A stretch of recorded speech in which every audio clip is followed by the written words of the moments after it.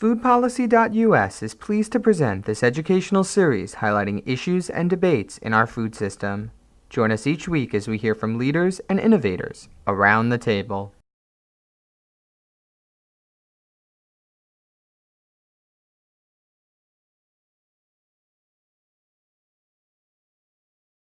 The types of programs that local food advocates are seeking are essentially designed around a couple things. One is to just ensure more competitive market conditions for farmers, making sure those farmers have similar access to markets as other farmers do, and also helping low-income people access local foods. So, those are really the two basic things that local food advocates are asking for. We've been a part of a working group that helped develop the Local Farm Foods and Jobs Act with Congresswoman Pingree and Senator Brown this past year. And our estimates were that's a bill that would cost about $90 million a year in funding if everything in the bill was funded at full levels. That's just a fraction of what we're talking about of the subsidies that are going into our food system. Electronic benefit transfer machines are a way in which SNAP redemptions can be accepted at farmers markets. And when SNAP went electronic several years ago, redemptions of SNAP at farmers market plummeted. It's worth mentioning that JP Morgan gets hundreds of millions of dollars from administering SNAP by state governments. And the Farmers Market Promotion Program, that's about a $10 million a year program. Walmart might get a tax increment financing subsidy from a state or a county or a municipal government of that size for installing a single supercenter. So the subsidies that really we're talking about are very modest, about trying to help either economically disadvantaged people access the same type of food so that they have the same access that everybody has, and also helping farmers get their foot in the door so that they have the same opportunities to be successful at running a farm as large-scale commodity growers. The purchase of local foods not only supports small farmers and other rural businesses, but also offers greater variety and quality to the average consumer.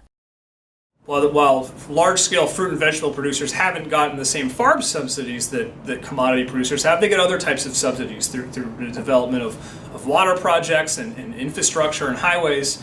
And I think it's ironic, or it probably doesn't occur to most people, that one of the groups that doesn't want to see fruit and vegetable production expand is the fruit and vegetable sector itself. And economists call this rent-seeking. It's essentially a way of deterring competition and keeping other farmers out of the market by trying to constrain the opportunity to expand these markets.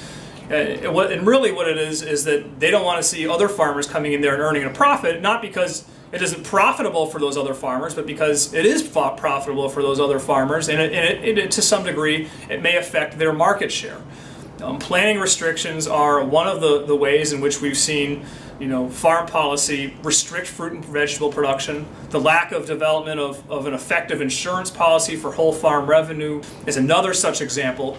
And as we mentioned in the beginning with the implications of dietary recommendations, it's time for these outdated farm policies to change.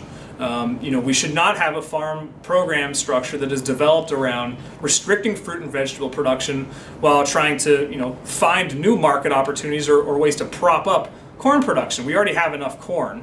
And the development of ethanol and high fructose corn syrup and even the Conservation Reserve Program, these were all programs that were put in to prop up corn prices, and which has sort of facilitated greater expansion of corn. Now we have 90 plus million acres in corn.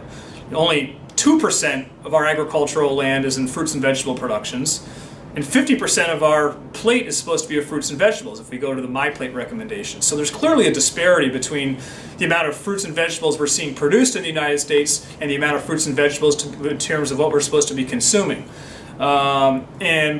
Supporting greater competition and giving more access to more farmers is really a central component of expanding fruit and vegetable supply domestically.